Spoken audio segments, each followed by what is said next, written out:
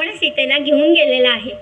पुढे जटायूचा अंतिम संस्कार करून रामचंद्र दक्षिण दिशेकडे निघाले। वाटेमध्ये कदंब नावाचा राक्षस जो की शापित गंधर्व होता त्याची गाठ पडली। कदंबाने रामचंद्रांना सांगितलं, हे पहा म्हणाले, माझ्या आधी हात पाय छाटून माझं दहन कर, म्हणजे मी तुला पुढचा मार्ग सांगेन। आणि तो शापित गंधर्व असल्यामुळे रामचंद्रांनी जेव्हा त्याचं दहन केलं तेव्हा त्यांनी सांगितलं, आता असं पहा, किष्किंधेच्या दिशेने जावा। किष्किंधेला जाऊन तुम्ही सुग्रीवाशी सख्य करा, कारण तोही समदुःखीच आहे आणि तो तुम्हाला सहाय्य करेल। अशा रीतीने ते किष्किंधेला गेलेले आहेत।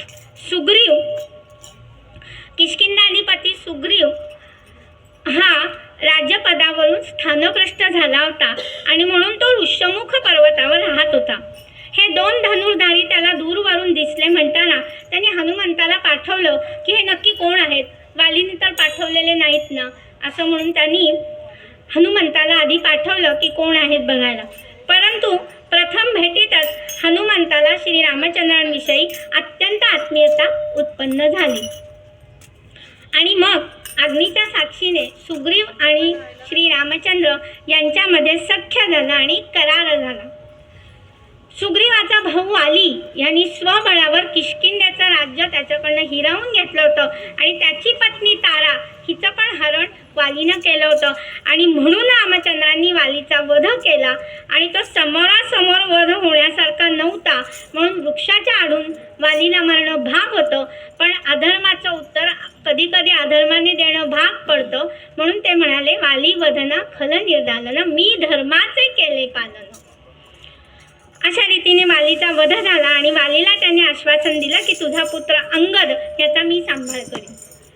पुढे ही सगळी वानर सेना, सुग्रीवाची ही सगळी सेना आता दक्षिण तीरावर येऊन थांबलेली आहे, सागराच्या किनाऱ्यावर। आता हा जो सागर किनारा आहे दक्षिणेचा तो असं निमुळतं टोक आहे, बघितलं का आपण आपला भारताचा नकाशा बघतो ना, निमुळतं टोक आहे पुढे, त्याला धनुष्कोटी असं म्हणतात त्या टोकाला।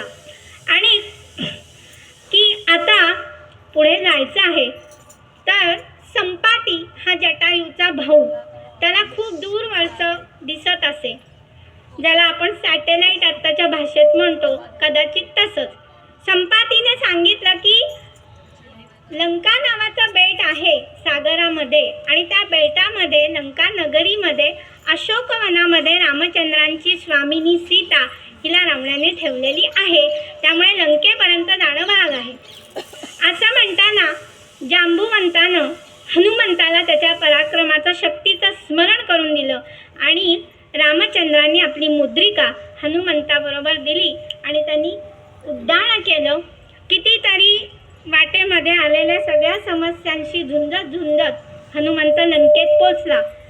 हनुमंताला पाठवण्यामागची बरीच कारणं आहेत, आता खूप सांगणं शक्य नाही, पण एकदा हनुमंत तीक्ष्ण बुद्धीचे आहेत आणि कधी सूक्ष्म रूप किंवा कधी बिकट रूप ते धारण करू शकतात। आधी काय केलं असेल सगळ्यात तर हनुमंतांनी सूक्ष्म रूप धारण करून संपूर्ण लंकेचं बारकाईनं निरीक्षण केलं, त्यांची ताकद काय आहे ते बघितलं, त्यांचा शस्त्रसाठा कसा आहे, त्यांची संपूर्ण सीमा कितपत मजबूत आहेत, हे सगळं अवलोकन त्यांनी केलं आणि मग बारकाईने सगळ्यांचं बोलणं बिलणं सुद्धा ऐकलं।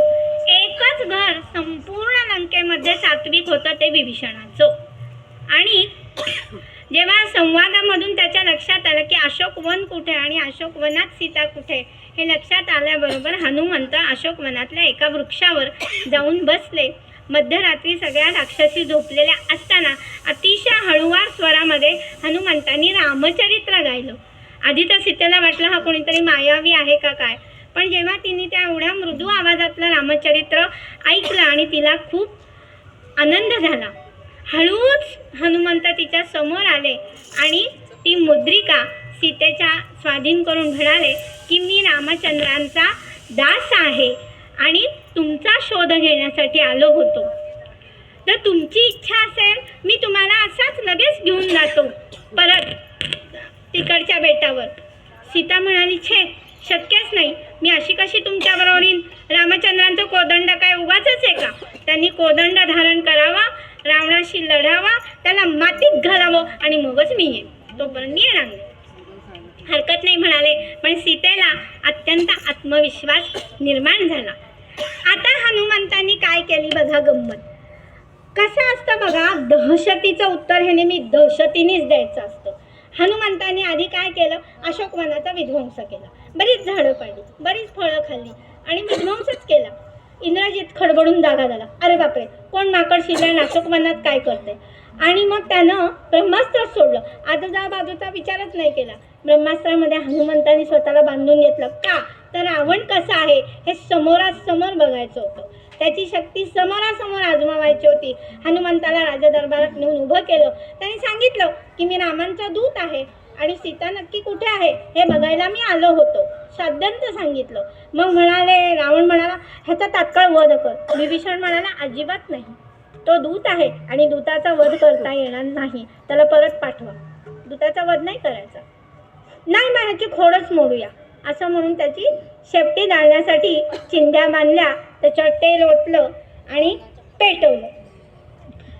हनुमंत काय, एक छलांग लावली, या छपरावरून त्या छपरावरून, त्या कौलावरून त्या कौलावर, अख्खी लंका भस्मसात. धुस धुस धुस धुस सगळा अग्नितांडवच करून सोडला. हो, असाच केला अग्नितांडव, बरोबर.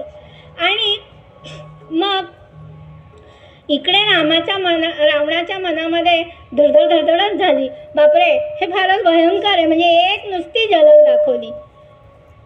समुद्रामध्ये आपली शेपूट विझवली. आल्या पावली वायू वेगानं परत रामचंद्रांकडे गेले. सीतामाईची